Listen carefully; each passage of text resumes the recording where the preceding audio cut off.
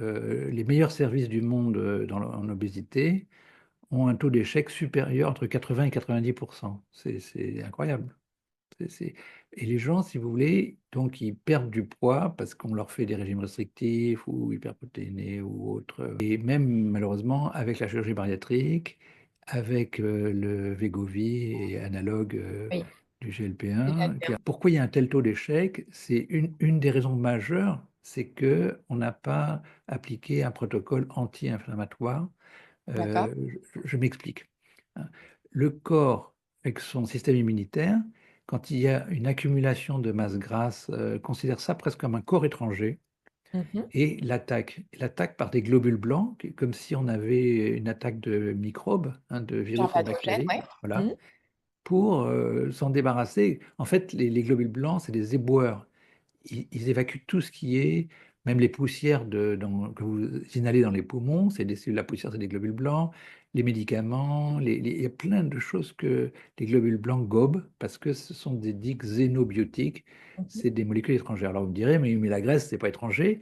Eh bien si quand même, pourquoi? Parce que malheureusement, justement, il y a ce phénomène de pollution majeure qui fait qu'il y a beaucoup de polluants liposolubles Dans les qui cellules restent graisseuses. piégés, voilà, dans les cellules graisseuses. C'est une des raisons probablement très évidentes pour lesquelles il y a cette réaction très forte. Alors le problème, c'est que quand les globules blancs infiltrent le tissu adipeux en excès et Mhm. pollué, ils vont sécréter des messagers.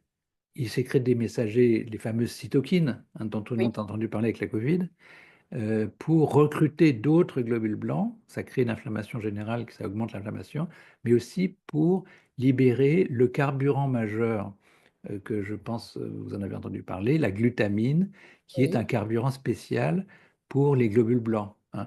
Mhm. Les neurones, ils consomment pratiquement que du sucre ou si on jeûne Oui. des corps cétogènes.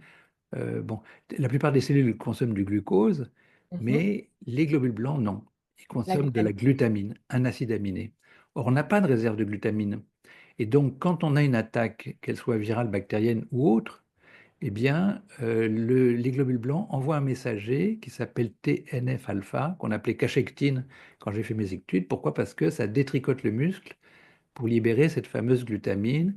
Parce que s'il y a une attaque, il faut bien que les globules blancs aient l'énergie pour faire des anticorps, pour se multiplier. Voilà. Et donc, vous avez un phénomène absolument incroyable qui n'avait pas du tout été identifié jusqu'à présent.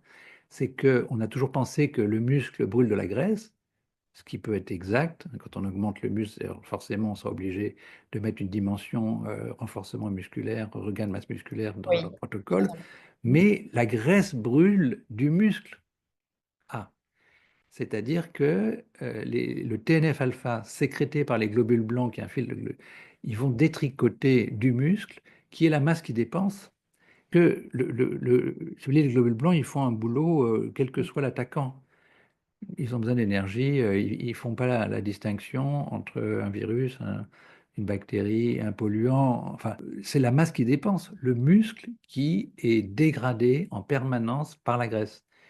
Donc, si vous voulez, Cercle vertueux. ça empêche forcément de, voilà, ça fait un cercle vicieux.